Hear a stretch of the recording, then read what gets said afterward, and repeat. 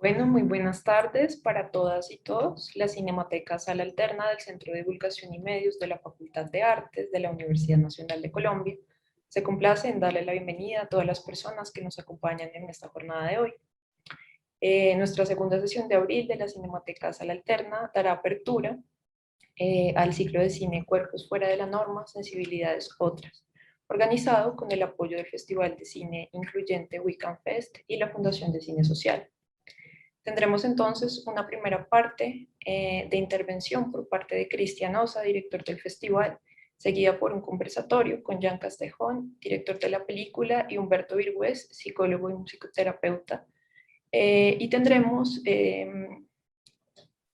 posteriormente una parte pues, de exhibición de la película para cerrar con un espacio dirigido al público, a la interacción y a las preguntas que pueda suscitar la obra. Muy buenas tardes, Cristian, Jan, Humberto, bienvenidos y muchas gracias por aceptar la invitación de la Cinemateca Sala Alterna. Muy Hola, buenas muy tardes. buenas tardes. Buenas tardes. Voy a hacer una breve presentación de los invitados y posteriormente pues daré la palabra a Cristian Osa, quien realizará una pequeña intervención relacionada con el festival, seguida por una pequeña intervención por parte de Humberto, que abordará el tema de la representación y discapacidad visual desde las artes y desde la academia, porque es fundamental pensar por qué traer estas temáticas a discusión dentro de la universidad. Y pues posteriormente iniciaremos ya la conversación con Jan y con Humberto. Bueno, Jan Castejón Gilabert es cineasta y docente con diplomado en Filología y Antropología Visual en Francia. Es cofundador de la Asociación Mirada Compartida, con la que dicta desde el año 2006 talleres y cursos de cine documental creativo por América Latina, República Dominicana, Nicaragua, Guatemala, Bolivia, Perú, Colombia y Ecuador. Asimismo, desde el año 2002 imparte también cursos y talleres de cine documental en instituciones como la Universidad Complutense de Madrid, Universidad Autónoma de Madrid, Hamilton College, Stanford University, Escuela Taller de Artes Imaginarias, Universidad de Alcalá de Henares y la Escuela de Cine y Televisión de San Antonio de los Baños, Cuba, entre otras. Realizó las películas Epifaní en el año 2003, Fidenciano en el año 2011, Patrimonio Nacional en el año 2013 y Peter Plan en el año 2019, película que vamos a ver el día de hoy. Por su parte, Humberto Virgües es psicólogo y musicoterapeuta con experiencia en diseño y programación de interfaces musicales, digitales y videojuegos para su aplicación en procesos terapéuticos y pedagógicos con diferentes tipos de público. Como tallerista, formador y evaluador, a través de la cultura y el arte, ha hecho parte de proyectos de intervención comunitaria con población vulnerable y en situación de discapacidad. Cristian Osa Rodríguez es director y productor de cine de nacionalidad colombiana, lidera procesos cinematográficos que acogen la realidad de las comunidades y poblaciones que carecen de acceso a la cinematografía. Por este motivo, lleva 10 años dirigiendo la Fundación de Cine Social, una organización sin fines de lucro que propende por la formación, creación y circulación cinematográfica en diferentes territorios de la geografía colombiana. De ahí que el tipo de historias que le interesan al director sean aquellas en las que se lideran procesos sociales que terminan siendo documentados en la pantalla de cine, haciendo de su propuesta artística y social una mítica nueva realidad en el cine documental colombiano y latinoamericano. Bueno, quisiera entonces darle la palabra a Cristian y continuaríamos con Humberto para iniciar la conversación, ya entrar en materia y hablar con Jan sobre la realización de esta obra. Bueno, estimada Diana, muchísimas gracias. Una alegría pues muy profunda poder compartir este espacio con Jan, con Humberto, pues y en particular a la Universidad Nacional de Colombia, la Sala Alterna. Muy contentos de poder aportar desde la cinematografía, desde el Weekend Fest a estas razones, a estas posibilidades que nos presta la vida para debatir temas que a la final a veces son muy importantes, pero no urgentes, entonces no se retratan, no se ponen en la conversación internacional normalmente. Yéndonos a las cifras y para poder un poco ir entrando en materia de lo que vamos a hablar hoy, el Weekend Fest es un festival de cine creado en Colombia por la Fundación CIREC y la Fundación Cine Social. Es un festival de cine que recoge la voz o las visiones desde diferentes lugares del mundo y directores del mundo en condición de discapacidad o sobre la discapacidad. Es un festival de cine que se desarrolla por primera vez en Colombia el año pasado en medio de una pandemia y que nos retrata como pues, temas tan importantes como los siguientes, como el 10% de la población del mundo tiene algún tipo de discapacidad a nivel médico, fisiológico, psicológico, ¿no? Entonces, ¿cómo es que estamos entendiendo esto? Las audiencias, la cinematografía y cómo una población tan importante a nivel de números, con este nicho pues, poblacional que estamos hablando, el 10%, según la ONU, debe ser atendida desde el acceso y el derecho a la cultura basándonos en ese desarrollo.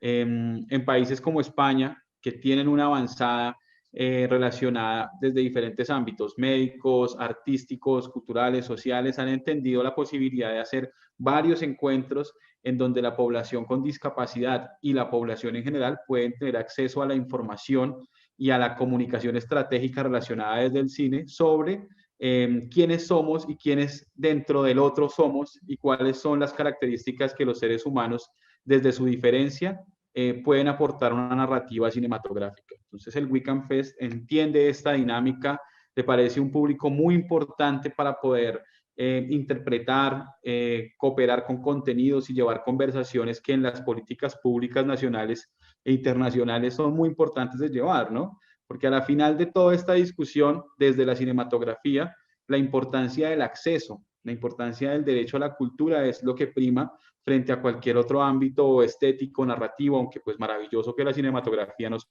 permita ese escenario para poder debatirlo desde esas lógicas. Pero acá el primer elemento y lo importante es que estas poblaciones y que toda la sociedad en general, desde las diferentes regiones, podamos entendernos en el otro, en otras lógicas, en otros cuerpos, en otras formas de expresarnos. El Weekend Fest pues logró su cometido, logramos en medio de la pandemia el año pasado realizar este festival de cine con la gran posibilidad de tener películas como la de Jan, en donde abordamos todas estas posibilidades narrativas y estéticas y cómo podemos encontrarnos con las historias que nos conectan, ¿no? Por ejemplo, en Colombia somos un país muy afectado por las minas antipersonales, somos el segundo país del mundo víctima con mayor índice de víctimas de minas antipersonales, ¿no? Y cómo desde otros países entendemos que no es un tema solamente nuestro, de nuestras fronteras y de nuestras violencias y cómo lo han abordado otras sociedades. Por esto lo importante del cine. Entonces, para no abundar más, pero sí valorando mucho la oportunidad de comunicar y de estar en este espacio con esas dos personalidades y con la universidad, pues muy agradecido de que el Weekend Fest como festival de cine, ya hoy por hoy, con alcances iberoamericanos, pueda seguir compartiendo y seguir haciendo y nutriendo estos ciclos de cine que nos conectan con nuevas audiencias, con nuevas realidades y con nuevos espectadores para que entendamos de qué estamos hablando y a la final para qué se hizo el cine. Entonces, pues creo que la invitación es a que participen, que nos sigan en nuestras redes sociales, el Weekend Fest, a la Fundación CIREC, a la Fundación Cine Social, y que pues se enteren cómo este año va a ser el festival, cuándo se abre la convocatoria, cuáles son las bases de la misma, qué eventos vamos a tener y que sigamos compartiendo en la diversidad y en la alegría pues de encontrarnos desde la cinematografía. Muchas gracias a todos y un privilegio pues de nuevo estar con Jan, con Adriana y con Humberto. Muchísimas gracias por la invitación. Perfecto, muchas gracias, Cristian, y también pues, muchas gracias por todo el apoyo que hemos recibido pues, por parte del Weekend Fest en la organización de estos eventos. Quisiera entonces darle la palabra a Humberto para que nos hable un poquito sobre el contexto, sobre cómo, digamos, se ha trabajado desde la discapacidad visual o con la discapacidad visual desde la academia. Y también para que nos introduzca un poco sobre la representación o su perspectiva de, pues, sobre la representación en el cine de la discapacidad visual. Bueno, primero que todo, buenas tardes. Gracias a todas las personas que están en este momento conectadas en este espacio. Hay varias cosas que deja y que dejará el documental. Y hay una que me parece muy importante, que es la que hay que comenzar a pensar desde la academia, y es la estructura social, la política de discapacidad en la que se pueden desarrollar estas propuestas. Em, cuando, cuando uno hace la comparación con otros países, se da cuenta de que Colombia tiene un camino muy largo todavía que recorrer en materia de inclusión, eh, de generar espacios y de generar oportunidades para que la población en situación de discapacidad hable y diga lo que tiene que decirnos con su experiencia y desarrolle un montón de cosas que son importantes per se. Hay algo que me puso a pensar desde el principio cuando vi el documental, y fue, hay muchos derechos que nosotros nos hemos estado negando en general. Eh, Nos hemos excluido a nosotros mismos, no solamente a la población en situación de discapacidad, tanto más a la población en situación de discapacidad, obviamente, pero creo que es una oportunidad para reflexionar acerca de qué espacios nos hemos vedado, qué espacios tenemos que sacar adelante y cómo hacerlo. Hay todo un problema estructural en torno al acceso a la cultura como creadores de música. Muchas de las políticas se centran en generar nuevos públicos, en apoyar iniciativas nuevas, pero plantean una cantidad de barreras importantes al acceso. La primera es la alfabetización musical. Es tal vez uno de los grandes problemas que tiene el país. Y es que cuando tenemos personas en situación de discapacidad, los separamos de los grupos originales en los que están en la escuela, nos damos cuenta de que no hay material didáctico disponible para incluirlos, nos damos cuenta de que el personal docente a veces no está capacitado, no conoce las herramientas, no hay presupuesto para conseguir las herramientas, y es una serie de problemas que realmente plantean una barrera y que hay que comenzar a resolver desde el aula misma de clase, si hablamos desde la pedagogía musical. En cuanto a otros espacios de participación, pues bueno, acabo de decir que el IDARTES, la Orquesta Filarmónica de Bogotá, este año tienen 2 becas abiertas que hablan específicamente de discapacidad, pero esos presupuestos y esos espacios siguen siendo muy, muy pocos comparados con los que tienen otros países y comparado con la necesidad que necesitamos atender. Eso por un lado. En cuanto hay otro tema, no voy a dar spoilers, obviamente, em, pero hay unas cosas que atraviesan la narrativa de la película y que me parecen muy importantes para tener en cuenta, y es, vamos a ver una historia relacionada con el rock. Y hay una historia muy interesante del rock y la marginalidad, y de la discapacidad y la marginalidad. Em, Creo que es un punto muy importante a tener en cuenta, porque a lo largo de la historia lo que hemos visto es unos procesos de segregación de las minorías y un proceso de marginalización. En este caso vemos curiosamente un personaje que podría ser tanto marginado por tener baja visión o marginado por ser rockero, ¿no? Y eso nos enfrenta a un escenario muy interesante, y es el de cómo vemos la marginalización y cómo invisibilizamos también los procesos de marginalización en el mismo cine, incluso. Cuando representamos los personajes y cuando vemos estas representaciones que están llenas de clichés, que realmente no toman en cuenta la posición del sujeto que estamos viendo en la pantalla, sino que es una caricaturización en muchos de los casos, ¿no? Esto da cuenta también de cómo hay poca integración de la población en situación de discapacidad en el cine, como actores, como productores. De nuevo, hay que pensar en este problema como un problema estructural de acceso a la creación de contenidos culturales. Creo que ese es el tema central que debería ocuparnos a partir del análisis de la película que vamos a ver. Y a partir de ahí saldrán, obviamente, unos temas muy importantes relacionados con el rock. Y es el tema que ya les dije de esa marginalización, de la contracultura como una oportunidad para apropiarse de la cultura que en algunos escenarios nos es negada, y de esa forma de crear contenidos y de ingeniárselas para tomar los recursos que están a nuestro alrededor y generar estas formas de expresión que no son tan accesibles públicamente y sobre las que hay que trabajar mucho. Creo que esos serían un poco los puntos sobre los que quisiera un poco centrarme hacia el final, como para dejarlos ahí expuestos y que podamos discutirlos más adelante. Perfecto, muchas gracias, Humberto. Quisiera entonces proponer un par de preguntas para Jan. Y no sé si tú en algún momento también quieras hacerle una pregunta antes del inicio de la película. Pero entonces yo quisiera iniciar pues nuevamente agradeciéndole a Jan por su participación. Sabemos que hay pues una diferencia horaria de por medio, pero es muy valioso que él pues quiera participar en este espacio. Quiero iniciar preguntando entonces, pues, ¿por qué fue importante para ti hacer una película sobre y con un personaje, pues, en situación de discapacidad visual y cómo llegaste a él? ¿Cómo recibió él la idea cuando tú, pues, le comentaste que querías hacer una película? Bueno, muchas gracias a vosotros. Ya me desperté un poco más. Y mira, sí, claramente hacer una película no sobre él, pero con él. Eso es muy importante, ¿vale? Yo creo que como documentalista es mi posicionamiento de hacer películas con la gente. A veces no funciona, pero en este caso sí ha funcionado.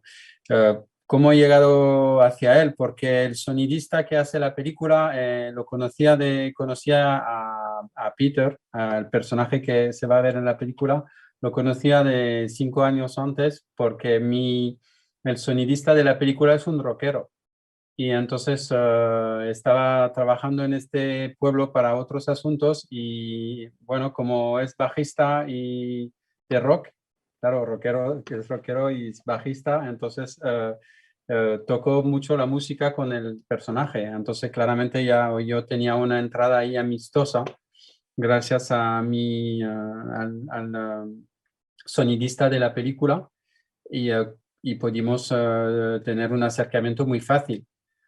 Igualmente, la gente lo va a descubrir, es una persona que tiene don de gente y que comunica muy bien y que está abierto y que está muy interesado en el hecho que yo iba a hacer un retrato sobre su vida. Okay. ¿Por qué me interesaba filmar a alguien que tenía una discapacidad visual? Porque, bueno, primero porque como documentarista tenía 2 o 3 películas que me habían impactado, películas de autor y de documental sobre ceguera, como sobre todo el niño ciego de un holandés que se llama Johan van der Keuken. No sé si Humberto conoce esta película, pero es una película fundamental en el documental. Una película de los años 60, pero bueno, una obra de arte. Y yo siempre tenía la idea de poder acercarme a alguien que tenía una discapacidad visual y ver si el personaje y la condición del personaje me interesaba para desarrollar un proyecto, ¿no? Bueno, claramente viendo que Peter era ciego, rockero y que vivía en un pueblo muy aislado, eran condiciones que delineaban una excepción. Y a partir de este perfil de la excepción, decidí que podía yo intentar. Él delineaba la excepción y yo podía delinear digamos, una cronología no, perdón, sí, hacer filmar su vida, ¿no? Básicamente. Entonces yo fui ahí para filmar su vida. La gente va a ver que en la película pasan cosas, porque el documental siempre pasan cosas que tú no puedes prevenir, ¿no? Porque no tendría interés filmar la realidad. La realidad tiene sus incidentes, cosas que ocurren y que ha enriquecido el guión a la hora de filmar y a la hora de editar la película. Entonces, bueno, el personaje era eso, la excepción y yo pensé que ahí podía acercarme a él y la entrada de rodaje fue la grabación de un disco, lo que me permitió arrancar a través del eje central de su vida, que es la música rock. Es decir, que el rodaje se inició con la grabación de un disco que era su quinto disco, creo, que él hacía en el pueblo, bueno, en su estudio, en un estudio improvisado, y ahí me permitía filmar. Entonces, he podido filmar, pero era importante filmarlo al principio y que la toma de contacto se haga con el rock, porque el rock es toda su vida.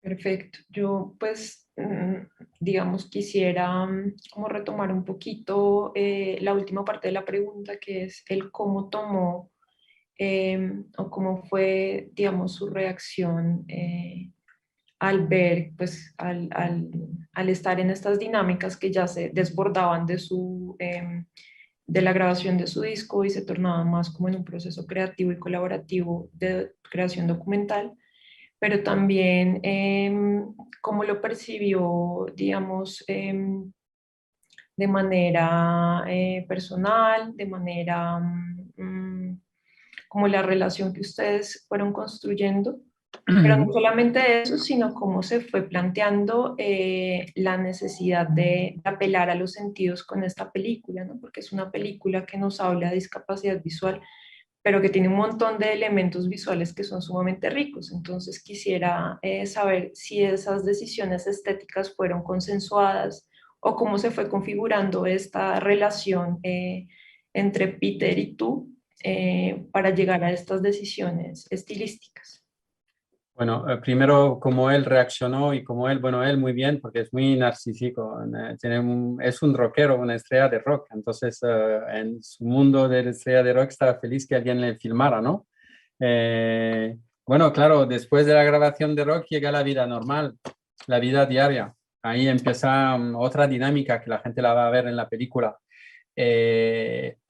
Pero, y la estética de la película, digo, claramente sí.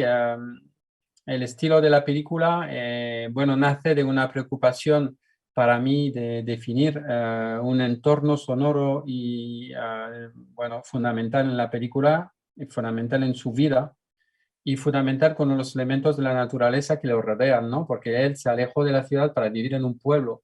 Entonces era para mí muy importante a la hora de grabar, de poder hacer una recompilación y de tener este material que le rodea, este material, estas esferas narrativas audio que realmente para él son fundamentales, han sido fundamentales para dejar la ciudad de Barcelona e irse a vivir a este pueblo, ¿no? La relación con el silencio, que no lo es, nunca hay silencio, pero la relación con el sonido propio de este lugar era muy, muy importante. ¿Okay? Eso es un plano muy importante que yo intenté captar durante el rodaje todo lo que podía. Y no era fácil, había muchos perros que ladraban en el pueblo porque veían el sonidista ahí con la percha y ladraban porque veían ahí el antiviento, pensaban que era un gato suspendido, entonces siempre hay problemas. Pero bueno, hemos podido tener muchos elementos sonoros que definen el ambiente donde él vivía, que era muy importante. Y después era importante también plasmar a través de lo que me dijo él, porque la palabra, seguramente Humberto lo habrá visto, pero la palabra en la persona no que sufre, pero que tiene un problema de vista o que tiene que es invidente, que es ciego, la palabra es fundamental. Entonces, para mí era muy importante a partir de la palabra para él es un arma, vais a ver, un arma de defensa para avanzar en la sociedad.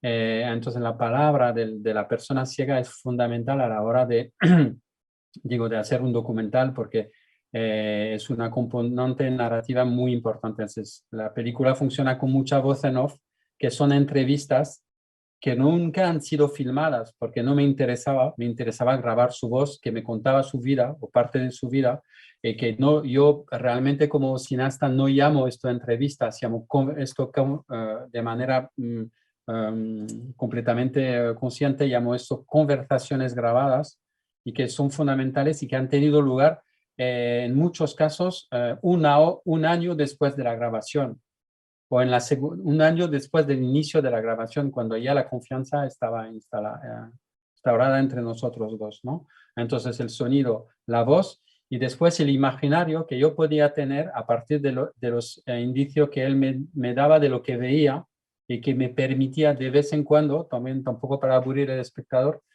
hacer unas aperturas a una visión que era la suya enfrente a la naturaleza o enfrente a lo que veía, lo que podía él explicarme lo que veía. Yo intenté 2 o 3 veces plasmar esto porque es alguien que ve apenas, ¿no? Así. Entonces intenté plasmar un poco eso en la película, pero eso es una propuesta mía.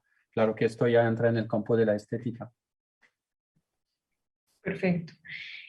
Bueno, yo tenía una pregunta que era cómo hacer un cine que desborde la visualidad, pero creo que eso ya, digamos, lo has tocado un poco respecto pues al tratamiento sonoro que se le da a la película.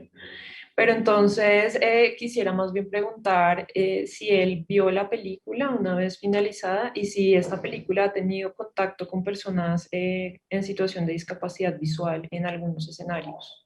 No, primero porque, bueno, él sí ha visto la película, pero eso sí, fundamental. Eso sí ha visto la película, hemos visto, fue un momento muy emocionante porque la vi 2 años después, bueno, muchos años después del final del rodaje.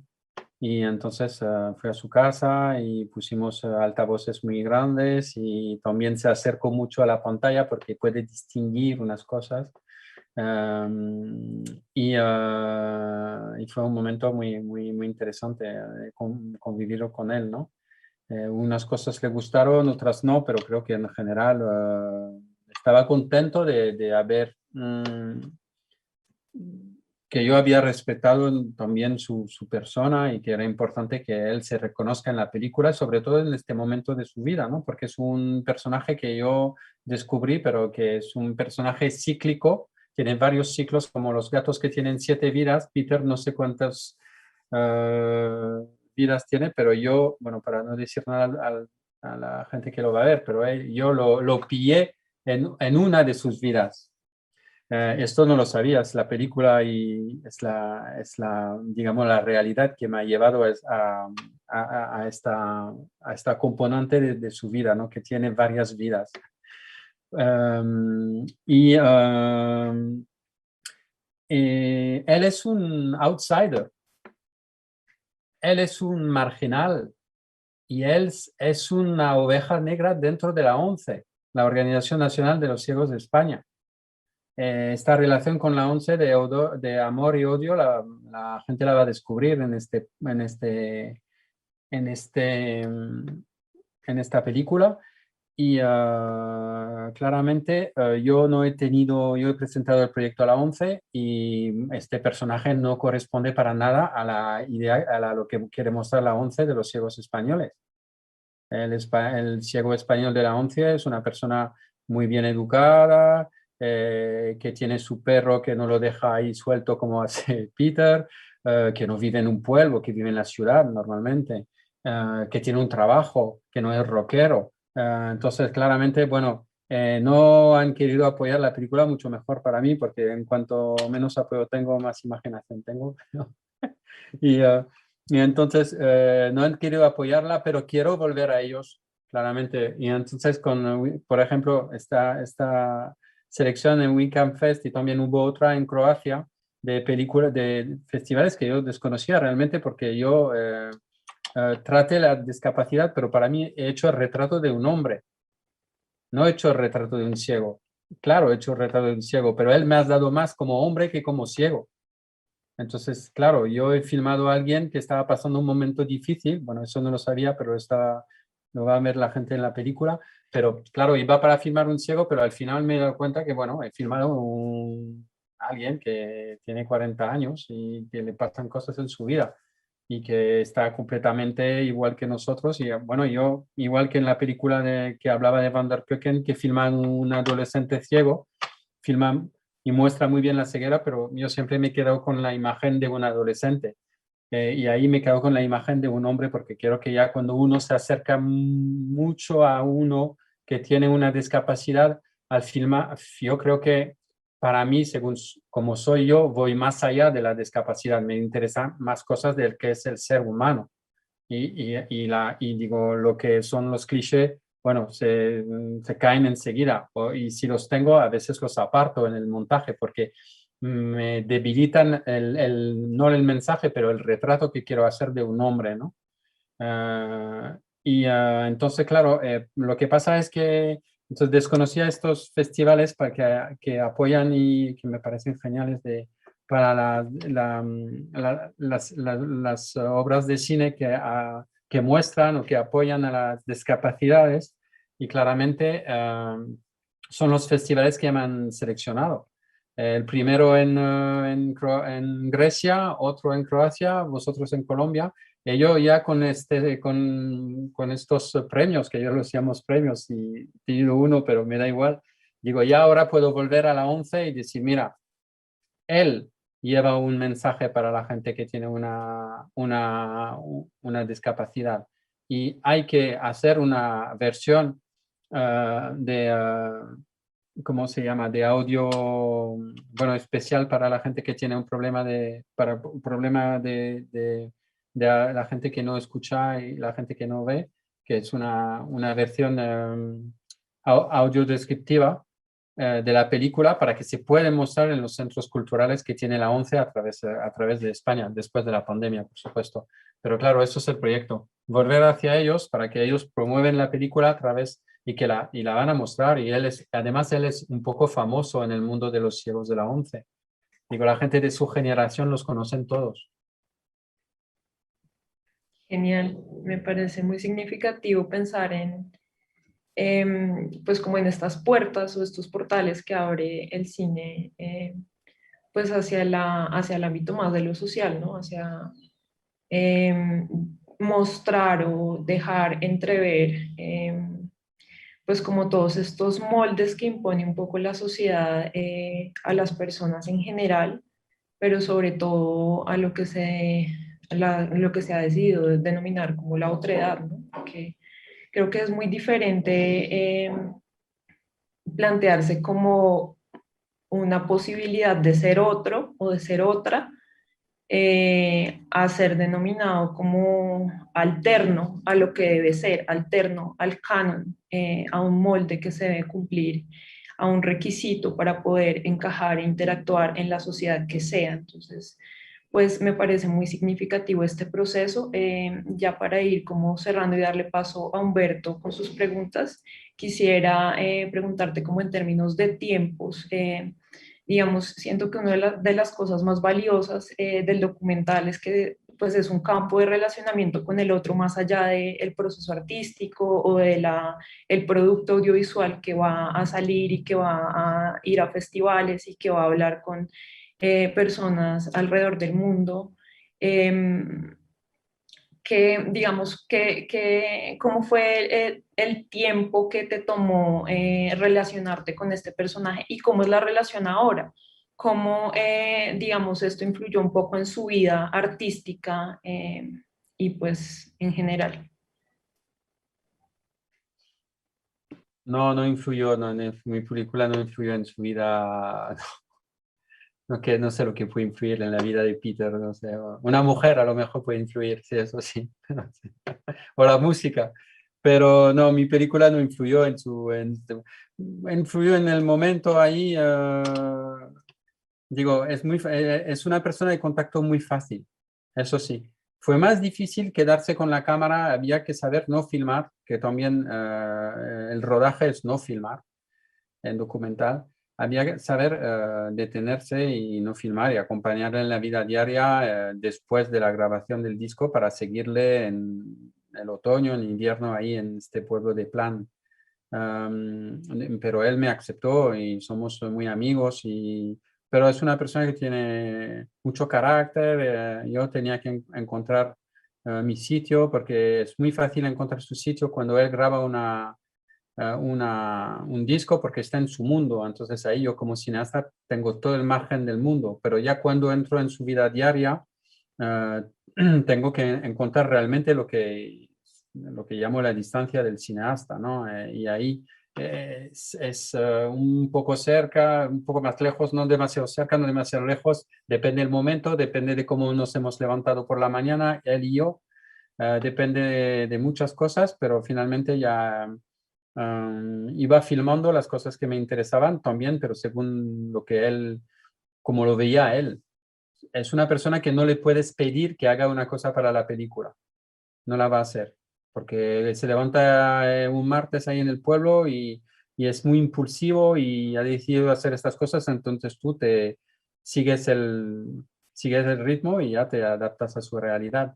A veces, bueno, puedes decirle unas cositas, pero normalmente no, este tipo de colaboración no existe. Yo prefiero porque me pone a mi sitio como cineasta, que no tenemos, tenemos ya la oportunidad de filmar a la gente y que nos dejen filmar y que estén contentos de que hagamos una película con ellos, pero más allá hay que respetar el espacio y la vida de cada personaje. Entonces ya era una gran lección para mí, porque fue el personaje, aunque eso es importante decirlo, yo como tengo ya unas experiencias de filmar personaje, fue el personaje, aunque la gente podría pensar que era el más fácil porque es ciego, y fue el más complicado, porque como es un ciego anti-cliché, es decir, que no es un ciego que va de un punto A a un punto B, un punto B a un punto C, como tú te lo imaginas de la vida de un ciego ahí, porque nosotros tenemos cliché de los ciegos, ¿no? Que el ciego es una persona tan ordenada porque no ve, entonces tiene que estar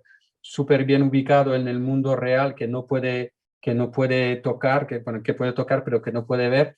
Bueno, y él no, él se fue al pueblo justamente porque podía soltar el perro, ¿no? Porque no hay coches. Entonces, claro, y es una persona muy impulsiva y entonces yo, como filmo cámara a hombro, no sabía si iba a ir a la izquierda o a la derecha yo estaba realmente alucinando con este personaje, porque estoy filmando un ciego y es como si estuviera filmando una abeja que se va por todos lados. Entonces, pero bueno, es así, aprendí mucho también de cuadro con él y de paciencia, porque es una bola de nervio, una bola de energía, es rock, es realmente rock. No es rock solo en el escenario, es rock en la vida, todos los días. Sí, claro, el rock está ahí, está impregnado en cada célula de los rockeros y las rockeras. Bueno, quisiera entonces darle paso a Humberto. No sé si tienes alguna pregunta para Jan antes de dar inicio a la exhibición de la película. Sí, hay una cosa con la que quiero como enmarcar mi pregunta, y es precisamente lo que decía Jan acerca de la palabra. La palabra es muy importante. Y la palabra en esta película se manifiesta no solamente a través de lo que escuchamos de su protagonista, sino a través de las letras que crea, que para mí fueron muy importantes. Para mí fueron como, desde el punto de vista musicoterapéutico, era como un insumo muy valioso que al final me terminó dando como muchos indicios, ¿no? Entonces quería saber un poco, primero, cómo es un documental que habla de este proceso creativo, y como supongo que hubo muchísimo material am, acerca de la grabación y por ende acceso a esas letras, tal vez cuáles fueron un poco los criterios para seleccionar ese material, porque hay muchas canciones, no todo sale, ¿sí? Y me pareció que lo que sale de letras de canciones es como, habla muy, de manera muy íntima del personaje. Esa es una pregunta, como, ¿cómo fue un poco esa selección, estando desde afuera, porque no se puede mostrar todo, porque es un disco entero? Y la otra tal vez que me llamó también la atención fue, siendo un documental acerca de un rockero, tiene una música y esa música también es rock. No sé si él participó de esa banda sonora, porque hay unos momentos de tensión musical que no sé si pertenecen a él, no sé, sería interesante como saber también de dónde salieron y cómo se crearon esos momentos de tensión musical? Sería eso. A ver, la primera, ¿por qué elegí los momentos bueno, donde hay las letras, ¿no? De las canciones, momentos, bueno, básicamente porque, bueno, porque se articulaban bien con lo que está construyendo yo a nivel de narración documental y eran revelador. Primero, a ver si recuerdo, cuando él enseña, a ver, de él que canta mismo, él canta cuando él, bueno, hay momentos que él canta y que se equivoca y que sufre ahí porque, bueno, porque o está un poco borracho, no se acuerda muy bien, pero el rockero no está muy limpio, ¿no? A veces llega en el rockero. Entonces, o a veces, bueno, le cuesta más o simplemente y es muy exigente. Siendo rockero es muy, muy exigente. Entonces, me gustaba mucho, hay un momento que van a ver que justamente repite 1000 veces la misma cosa y se enfada contra él mismo, porque antes son momentos que muestra su, su exigencia hacia él mismo. Y después otra que canta una chica y es su exigencia hacia ella. Entonces, realmente es la faceta de exigencia del rockero que me parecía muy interesante mostrar, porque el rockero es un músico como otro, es exigente con su propia música, ¿no? Y entonces, claro, se articulaban en la narración de la película, pero también mostraban esta faceta de exigencia de este mundo de la música que para él tiene que ser perfecto, siendo rock, pero perfecto. Entonces, claramente, he elegido esto. Crisis, que no he entendido, que hay momentos de que están en crisis con un guitarrista o hay un momento ahí que están en crisis de ¿qué tipo de crisis de construcción musical? No, No, que no, no. sentí algunos momentos de tensión, pero esa tensión era una tensión musical. Es concretamente una guitarra eléctrica que suena, que genera una tensión ahí muy fuerte. No es la escena con el guitarrista, porque pues esa también se entendió que es como para mostrar el proceso creativo, sino es una guitarra eléctrica que suena y que genera una tensión así muy fuerte. Sí, sí, tampoco quiero hablar mucho de la película, pero sí es una tensión, porque es una película que la gente lo va a ver y hay momentos de tensiones. Se me parecía que esta guitarra mostraba muchas la crisis, bueno, la crisis que va a sufrir este personaje en esta película, una crisis también un poco existencial, y me parecía que esta guitarra, que era muy... Sí, me permitía expresar esto, ¿no? También, bueno, y además la confronto al paisaje, que es un paisaje muy duro ahí en altas montañas. Me parecía que podía funcionar, sí, porque hay un trabajo con el viento y el sonido es fundamental en esta película. Es fundamental. El trabajo del sonido ha durado mucho, el sonidista ha entendido perfectamente lo que quería a nivel de música y me ha propuesto también muchas cosas, es muy creativo. Es un sonidista cubano que vive en Madrid, nos entendimos muy bien en nivel de sonido porque generalmente él ha sido formado en la Escuela de Cuba. Y entonces la filosofía de aprendizaje del sonido en Cuba viene de los franceses y yo soy francés, entonces había cosas que nos entendíamos muy bien a nivel de sensibilidad y él realmente ha ido detrás del personaje para que resalte la sensualidad del lugar, del audio rural, del rock. Es todo un equilibrio y muy sutil de música. Entonces, claramente, digo, si la gente tiene buen audio, que los pongan porque hubo un gran trabajo de mezcla y de creación sonora en esta película. Es que era fundamental para mí, que es una película que pensé para muchas cosas, las imágenes desde el sonido. Igualmente, si te interesa saberlo, hay muchas escenas que están montando, por ejemplo, los momentos de música y de creación están montando solo con el sonido, sin la imagen. Es decir, que bajo la opacidad de la imagen a cero, es una pantalla negra, y monto los sonidos. Y después subo la imagen y después ya arreglo un poco, pero parto del sonido para montar.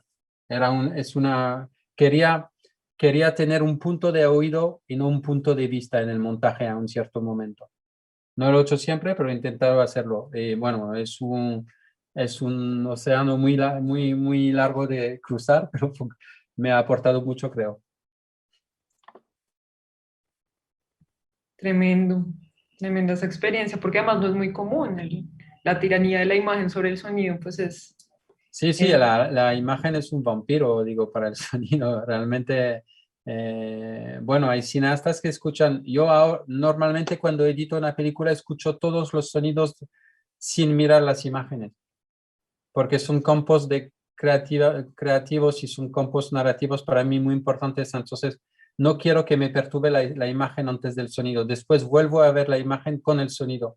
Pero haciendo esto, y ha sido, para mí, yo creo que ha sido positivo para Peter Plan, y lo hago para todas mis películas.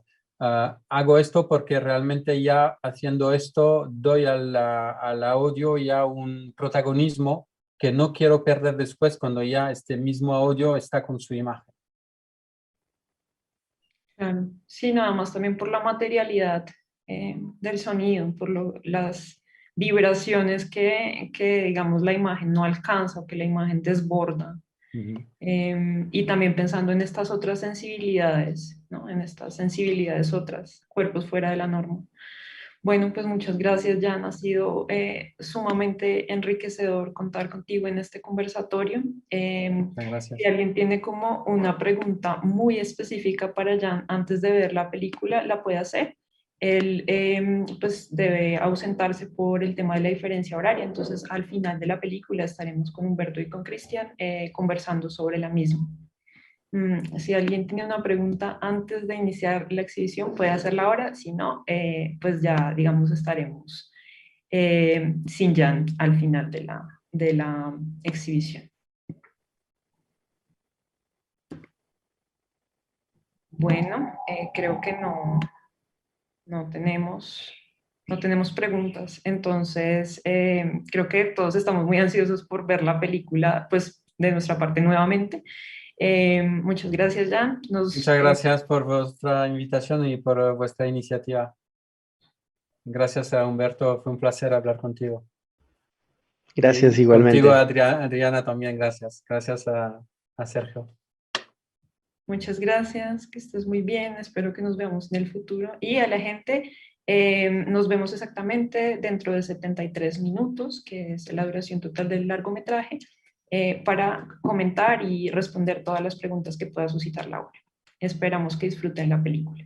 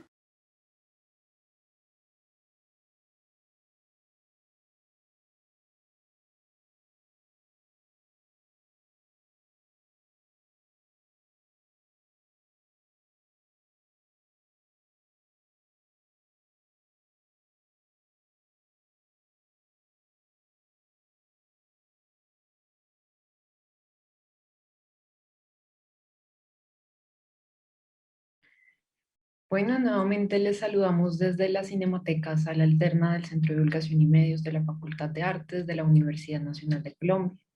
Les habla Adriana Herrera Bocanegra, actual coordinadora y programadora de este espacio. Vamos entonces en este momento a dar inicio al conversatorio con Humberto Virgües. Él es psicólogo y musicoterapeuta de la Universidad Nacional de Colombia y nos acompaña también Cristian Osa, director del Festival We Can Fest. Bueno, yo quisiera retomar un poco la conversación pensando, Humberto, en la experiencia somática de la voz, ¿no?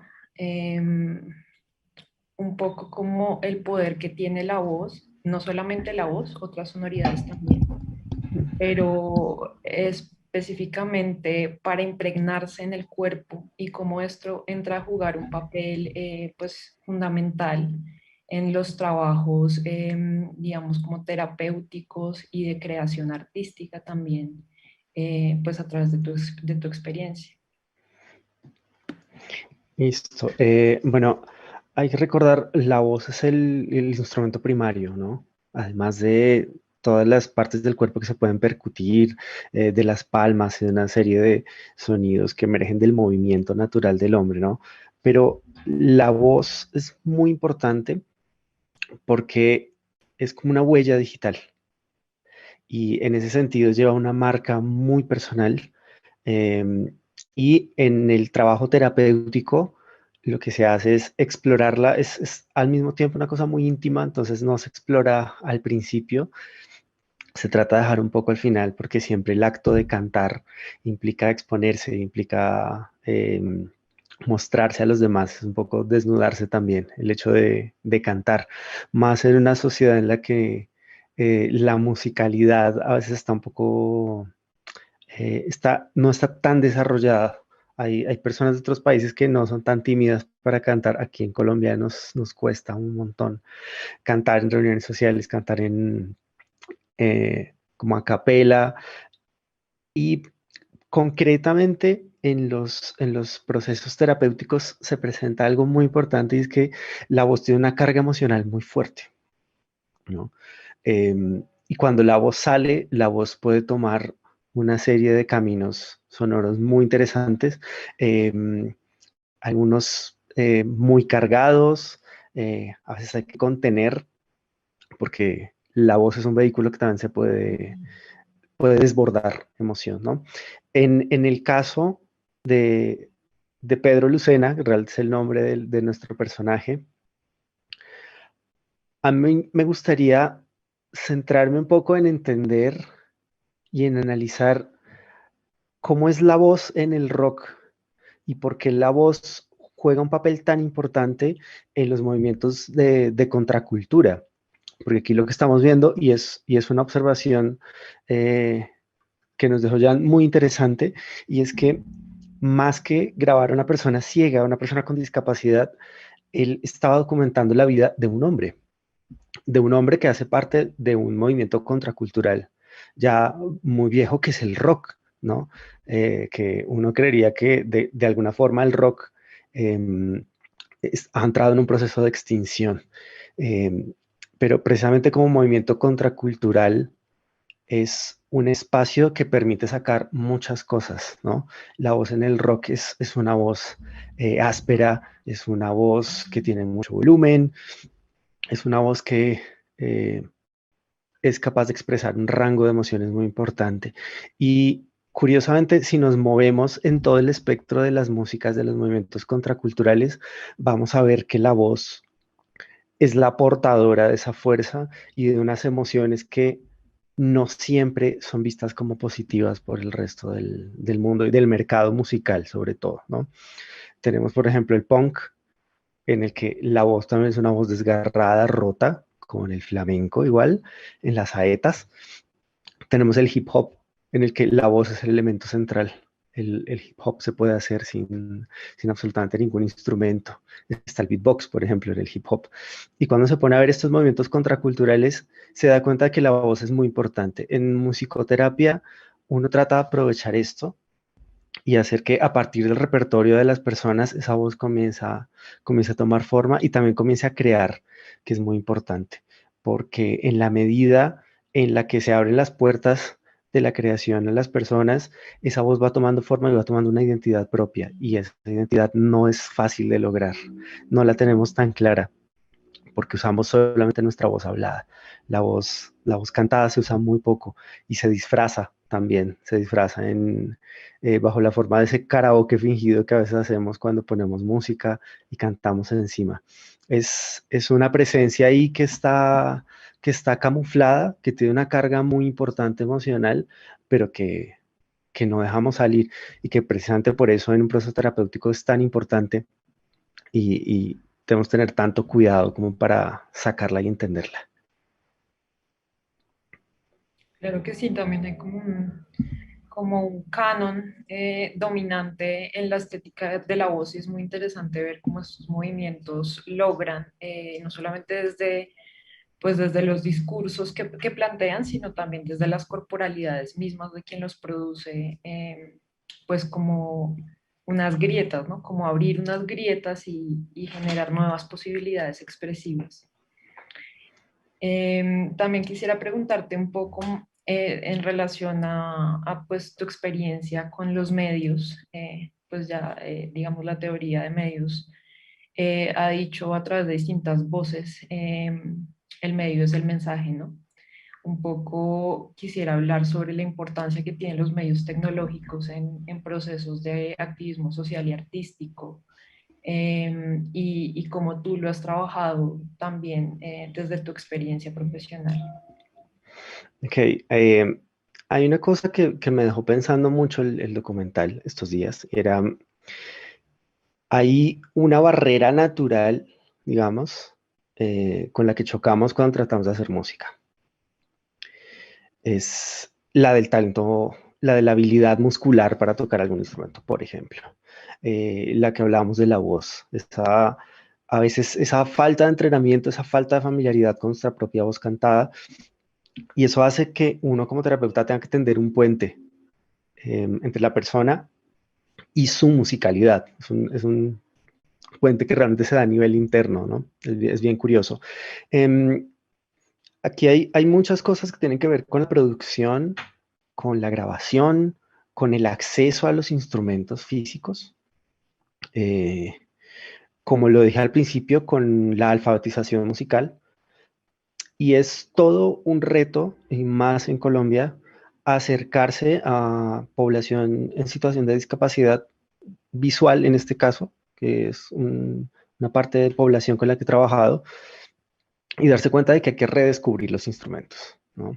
De que hay que trabajar a partir del tacto, y no hablo del braille, sino hablo del tacto con el instrumento, del reconocimiento de ese instrumento, no solamente a nivel sonoro, sino el peso, la textura, un montón de cosas que influyen y que para una persona convencional, una persona vidente, pues no son realmente tanto problema. Mm, en mi experiencia, he recurrido un poco al diseño participativo para entender ese acercamiento a los instrumentos y el acercamiento a la música. Concretamente recuerdo unos prototipos que hicimos con un grupo de personas ciegas en el municipio de La Calera, de eso ya hace unos 3 años más o menos, en el que hicimos unos prototipos de teclado para que ellos pudieran reconocer ese objeto. Porque un teclado, si nos sentamos al frente de un teclado y no tenemos familiaridad con él, vemos casi que un tablero de ajedrez, una serie de cosas blancas y negras, y no vemos un orden tan claro. Y en el caso de una persona ciega, lo que se siente es un montón de cosas y protuberancias, y uno se pierde en ese instrumento. Igual pasa con la guitarra, hay un montón de cosas ahí de tipo táctil que a veces activan y sobreestimulan a las personas. Entonces, hay que entender un poco cómo percibe el otro, cómo se relaciona con el instrumento, cómo explora a partir del tacto, y para eso es importante el diseño participativo, por ejemplo. Buscar muchos medios para lograr entender cómo percibe la otra persona y cómo es su proceso de inmersión en la música. En ese sentido, creo que las herramientas que hay, las que nos ha dado, por ejemplo, la pedagogía musical, son insuficientes. Hay posibilidad de escribir partituras con braille, hay posibilidad de hacer ese tipo de transcripciones, pero uno se da cuenta en los procesos con las personas que a veces por falta de recursos, por falta de conocimiento y por falta de una formación musical también extensa, ese tipo de procesos no son posibles. Entonces realmente uno tiene que llegar a reconstruir, pero eso es el proceso mucho más interesante, porque la forma en la que una persona percibe el instrumento y entiende el instrumento puede ser muy diferente a la forma en la que otra persona lo hace. Aquí quiero señalar y agregar una cosa importante acerca de Pedro Lucena, y es que en este momento él se encuentra en un proceso de creación de videos, de creación de tutoriales para personas con baja visión que estén interesadas en producir música. Pedro Lucena tiene un canal en YouTube que los invito a visitarlo y a darle like y a comentar si quieren, en el que está enseñando el manejo de varias interfaces digitales para producir música, que es una de las grandes barreras que tienen no solamente las personas en situación de discapacidad, sino cualquiera de nosotros. Como decía, una barrera que nos impide en muchas ocasiones crear contenidos y acceder a la cultura en calidad de autores, ¿no? Es por un lado, es muy importante también que seamos conscientes de que este proceso de creación de medios para acceder a la producción musical o a la creación musical depende no solamente de pedagogos, de terapeutas, de psicólogos, de diseñadores industriales, de diseñadores gráficos, sino que también depende de la misma población en situación de discapacidad. Eso no quiere decir que uno le tire la pelota a ellos para que se encarguen, sino que más bien es un llamado de atención a todas las personas que en algún momento hacemos parte de estos procesos para hacerlos incluyentes, no desde los resultados, sino desde la creación y la concepción misma de los procesos. Eso es muy importante. Al principio del documental veíamos una secuencia en la que Pedro Lucena está hablándole a Siri y hay una confusión ahí y la interfaz es rara y no le entiende. Eso lo que significa es que tenemos que incluir a la población en situación de discapacidad en el desarrollo también de tecnologías para ellos, ¿sí? Y que ellos tienen que perder el miedo. En ese sentido, hago una anotación ahí muy importante de lo que dijo ya al principio de esta relación amor-odio de Pedro con la ONCE, y es que todos los discos de la ONCE han sido subvencionados, todos los discos de Pedro, perdón, han sido subvencionados por la ONCE. ¿Sí? Digamos que es importante ver también de dónde salen los recursos, pero también cómo se incluye a la población en la participación activa en estos procesos culturales. Claro que sí. Em, pues también yo quisiera resaltar que en general hay como mucha aprehensión o como mucha distancia con los medios tecnológicos, no solamente en la población como en situación de discapacidad, sino es un asunto generalizado, como que si no se tiene una facilidad o si no se está desde edades tempranas en relación con la tecnología, hay siempre como una distancia y como una prevención que es importante, sobre todo en esta situación de virtualidad absoluta, como empezar a trabajar y empezar a cincelar un poco para poder hacer de la barrera una herramienta. Exacto. Yo creo que además es una filosofía que se debe aplicar en general y creo que también en el acceso a las artes. Una de las cosas que tuve la oportunidad de trabajar en estos procesos fue precisamente incluir un poco de esa filosofía punk, de hacerlo uno mismo, descubrir, cacharrear, de pronto hasta dañar sin querer, que creo que me parece muy importante. Es una de esas grandes moralejas del punk como movimiento de contracultura que yo le decía a las personas con las que trabajaba. Nosotros podemos tener miedo de una herramienta virtual, podemos tener miedo de un asistente de voz, podemos tener miedo de una cantidad de cosas que están hechas para facilitar el acceso, así como tenemos miedo de un piano, así como tenemos miedo de una guitarra o miedo de nuestra voz. Un poco el mensaje con ellos era, vamos a usarlo para lo que nos dé la gana y está bien. ¿Sí? Es como, esta va a ser nuestra filosofía punk dentro del proceso musicoterapéutico. Vamos a tomar el piano, nos vamos a olvidar de que hay teoría para esto momentáneamente y vamos a tratar de sacar lo mejor que podamos desde ahí y hacer una exploración un poco cruda de todo esto.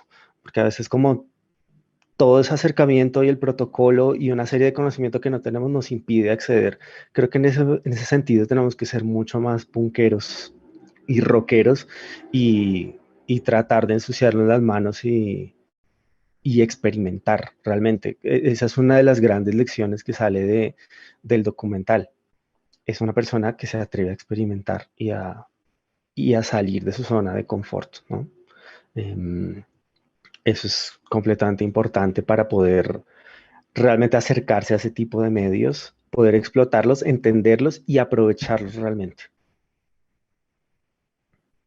Por supuesto. Y bueno, en relación a eso, quisiera como abrir un poco a las preguntas del público, em, pensando también en el cine como un medio de experimentación, ¿no? Lo que nos comentaba Jan al inicio, que a mí me pareció muy significativo, ese método de montar primero desde lo sonoro y luego poner en relación con la imagen.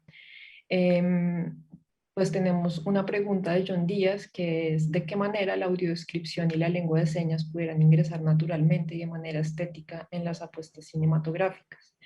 No sé si tú tienes alguna opinión al respecto. Lo primero que hay que hacer y lo más importante en estos casos es no suponer cómo experimenta el otro. En este caso, el otro es la persona que se ve beneficiada con este tipo de herramientas. ¿Cómo usarlas? Hay que preguntarle a las personas que las necesitan, preguntarles qué quieren de este tipo de herramientas, cómo se les ocurre que se pueden integrar. Yo creo que esa es la mejor vía. Sí, pues en general también viendo los materiales que pues como todo el corpus de materias audiovisuales que se trabajaron en el festival del año pasado, y pues a partir de los cuales se realizó la curaduría pues de este mes de abril, yo podría decir que hay algunas experimentaciones ya en ese sentido, incluso algunos proyectos apoyados por la Cinemateca de Bogotá, es decir, pues por el distrito, ¿no? Sé que hay mucha curiosidad, pero sé que todavía faltan también como las herramientas y tal vez estos procesos de interacción y de como diálogo con el otro, pues que tú estás mencionando. Eh, bueno, tenemos también una pregunta por parte de Mauricio que dice, ¿qué se tiene en cuenta para escoger el documental que se produce, creo? Y considera que un documental tiene el nivel de una crónica escrita. Eh, ¿Quisieras comentar algo al respecto? Mm, Creería que tiene el nivel de una crónica escrita. Eh, Obviamente si hay un proceso, siempre está la mirada del cineasta en este caso. Hay un proceso de edición en el que se sacan un montón de cosas y me parece que es un intento por mostrar la realidad con un marco lo más fiel posible, digamos. También haciendo una pequeña interpretación de la realidad que no se puede ser objetivo en el cine, ¿no? Eh, entonces, digamos que con producción que igual está cargada de una subjetividad, pues es muy parecida a la crónica. Obviamente habrá gente que sienta que lo que digo es una herejía, pero para mí sí es un documento muy equivalente a la crónica. Vale, en relación como a la primera parte de la pregunta en la que pues se interroga por la escogencia del documental, creo que los criterios un poco de selección en esta curaduría fueron hablar desde y con la discapacidad o con las distintas maneras de experienciar el cuerpo, digamos, como condicionadas por una situación de discapacidad en relación con las artes, en relación con procesos artísticos, no solamente como un registro de un proceso, digamos, médico o de alguna crónica sobre una persona exclusivamente, sino que estuviese relacionado con distintas disciplinas artísticas porque es el lugar desde el cual pues estamos hablando, ¿no? Estamos hablando desde la Facultad de Artes de la universidad y nos interesa entrar en diálogo con los artistas de nuestra universidad respecto a esta temática específica que es además no tan frecuentemente abordada en las artes en general. Es decir, si hay procesos terapéuticos, los hay, pero lo que no hay es mucha divulgación sobre estos procesos. Entonces, en ese sentido, se realizó la curaduría. También tenemos una pregunta de un usuario que se llama Parroster, y dice así: ¿qué tanto se hace cine, no necesariamente comercial, para personas en situación de discapacidad, como consumidores del cine a partir de sus posibilidades físicas, sociales y culturales? Pues medios como el cine constituyen una parte importante de la formación cultural en las sociedades, y desde hace algún tiempo los temas asociados con la discapacidad han sido vinculados poco a poco. Bueno, esta sería una pregunta fantástica para Cristian, pues que es el director del festival. Él, pues desafortunadamente tuvo que salir de la reunión, pero quisiera preguntarte también pues tu perspectiva, Humberto, y por supuesto daré mi punto de vista al respecto. Yo recuerdo, mientras estuve trabajando con este grupo del que les conté, este festival Smart Film, creo que se llamaba, Smart Films, tuvo una gran presencia, digamos, en el municipio, y comenzó a trabajar con el grupo, y estaban realizando una serie de talleres para que la gente realizara filminutos, cortometrajes, que comenzara a entender como la idea del largometraje también, de concebir ese tipo de producciones. Entonces creo que actualmente los espacios que hay, las oportunidades que hay, las tienen los festivales, sobre todo. A nivel local, pues hay algunas iniciativas que a veces emergen con este cuento de las becas, de los estímulos y este tipo de cosas, pero son esfuerzos como a corto plazo, que no han tenido como unos resultados tan grandes y tan significativos como uno quisiera, porque pues se financian un poco y luego se acaban. Creo que la oportunidad ha estado en las fundaciones también, y, y en las organizaciones un poco que van emergiendo naturalmente en algunos lugares. Obviamente, aquí sí hay que señalar que falta bastante apoyo de las instituciones. No sé, pensemos, por ejemplo, en el Instituto Nacional para Ciegos, ¿no? ¿Qué tanto se invierte en este tipo de cosas, en este tipo de propuestas? Y siendo que son las instituciones que tienen que velar un poco porque este tipo de cosas ocurran. Creo que en Colombia lo que ha ocurrido es que son otras fundaciones, son otras organizaciones las que están tratando de sacar adelante este tipo de propuestas.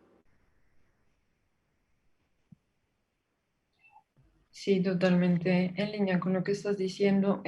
Pues digamos, lo que yo he percibido es que sí hay algunos acercamientos, sobre todo pues desde procesos pedagógicos, como tú lo mencionabas anteriormente, y desde estímulos, digamos, económicos, pero que sí tienen unas lógicas de producción que son muy reducidas y intentan ser industriales en un país en el que todavía la industria audiovisual pues no está completamente consolidada. Entonces, pienso que hay un problema desde la producción, pero también desde los mismos procesos pedagógicos, porque no hay, digamos, unos diálogos, y lo que se está haciendo en este momento es experimentar mucho y no siempre con éxito, pero creo que es un camino y es un primer paso, o son unos primeros pasos que están abriendo nuevas posibilidades tanto para el cine como para las otras artes, en diálogo con, pues, con personas en situación de discapacidad. Tenemos una pregunta de La John Villa. música, ¿no? Ay, perdón, se me fue el audio. Ok. ¿Qué decías? Perdón. Que recordemos que esto también ocurre en la música. Es decir, no hay tantas propuestas de creación musical que incluyan personas en situación de discapacidad como autores, ¿sí? Hay un proceso en el que se los incluye como espectadores, y se los incluye también como aprendices de instrumentos, pues, convencionales, dentro de unas dinámicas convencionales pedagógicas que tienen algunas academias y algunas grandes escuelas de música en el país.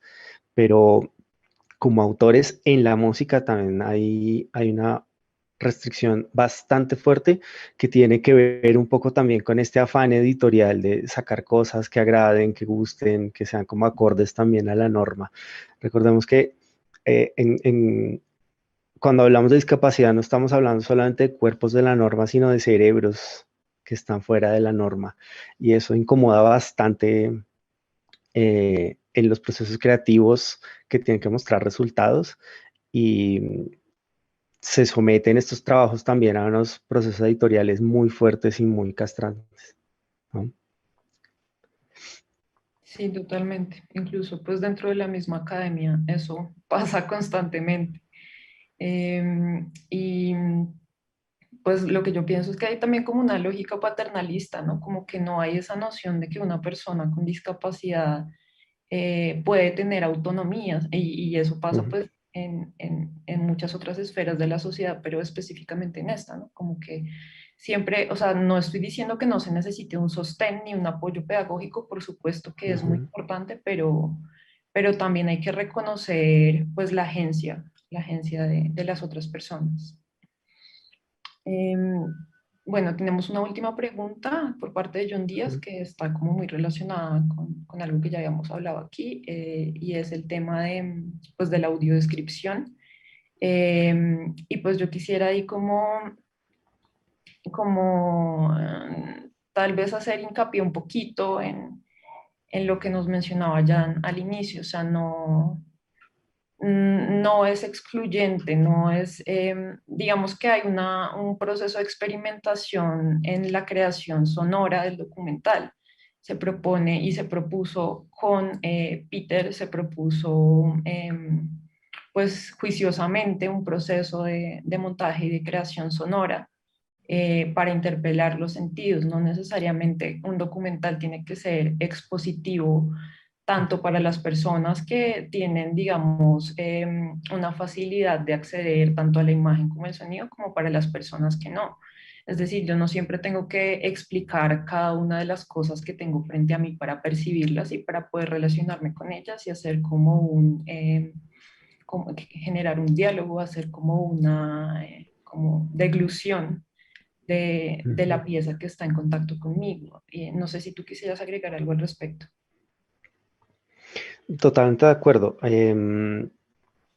A veces cuando se utilizan estas herramientas, uno cree que tiene que ser una traducción uno a uno de lo que ocurre y creo que es a veces una aproximación ingenua o a veces hasta equivocada que uno puede tener porque uno cree que tiene que traducir su propia experiencia para el otro, cuando realmente lo que debe ocurrir es que la otra persona también entre a participar. Es decir, siempre creo que la mejor solución es que una persona que tenga este tipo de necesidad y que esté interesada en la producción se meta de lleno a la producción, que podamos darle ese espacio a este tipo de personas que realmente quieren aprender de esto, que quieren experimentar y que quieren llevar este tipo de herramientas al cine para poder entender mejor, porque no se trata de un proceso de traducción uno a uno, porque no es traducir mi experiencia, porque la experiencia de la otra persona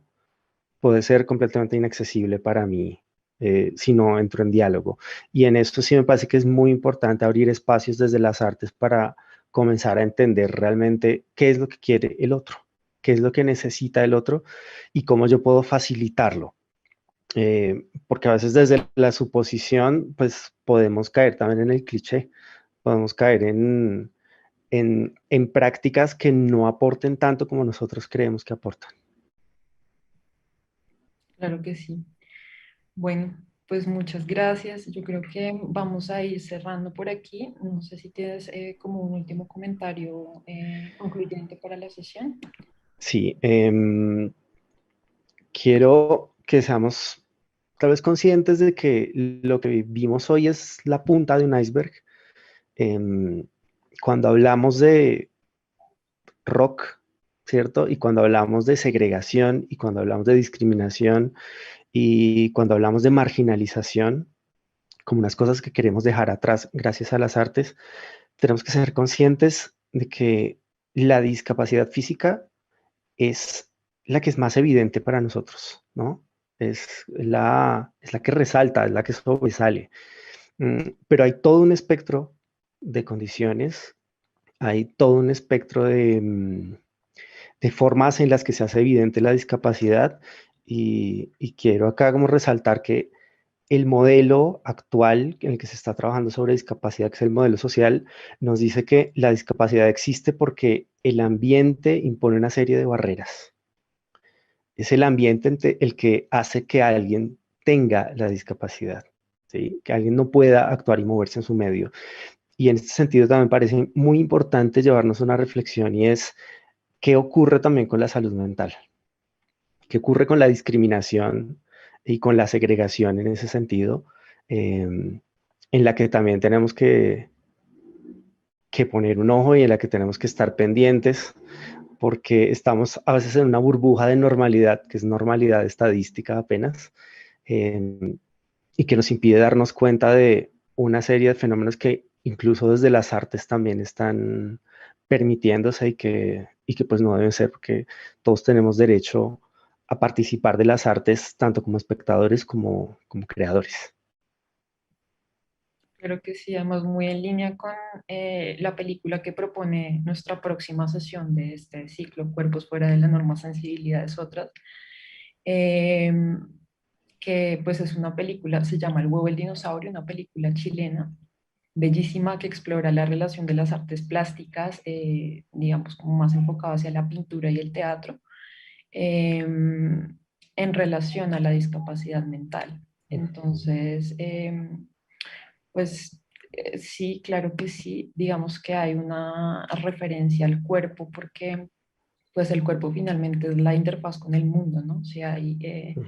digamos, como es adentro es afuera y como es arriba es abajo. Entonces, al final se vuelve un circuito que configura pues, los procesos de subjetivación y como la configuración de la sensibilidad. Entonces, pues muchas gracias por acompañarnos, Humberto. Me pareció muy pertinente y enriquecedor, pues como este despliegue de cosas que al final sí, pues son como muy escuetas para la magnitud de estas problemáticas o de estas temáticas que queremos abordar, pero que vamos a seguir pues reflexionando en torno a las posibilidades que nos ofrece las artes en relación a estas mismas. Listo, gracias a ti por la invitación y al público por participar. Bueno, les recordamos que es importante a todas las personas que nos están viendo que pues, nos ayuden a llenar el formulario de asistencia para poder compartirles toda la información relacionada con los próximos eventos. Los invitamos nuevamente a que nos sigan, quienes aún no nos siguen en redes sociales. En Facebook es cinemateca.unal, en Twitter es Sala Alterna UN, en Instagram es Cinemateca Sala Alterna, todo pegadito con una sola A. La próxima sesión, entonces, pues nuevamente reiterarles la invitación, nos acompañará pues la directora de la película El huevo el dinosaurio, Josefina Recio, y nos acompañará también el profesor Carlos Riaño, que es pues diseñador gráfico y actualmente dicta las asignaturas de diseño, ilustración infantil e imágenes de la discapacidad, pues en la maestría en diseño de la Universidad Nacional de Colombia. Entonces, pues esta además es una súper película que ha tenido también varios premios en distintas instancias internacionales. Entonces, pues nada, súper invitados. Muchas gracias por acompañarnos a todos quienes se interesaron por esta sesión y nos acompañaron hasta el final y nos vemos en una próxima oportunidad. Hasta luego.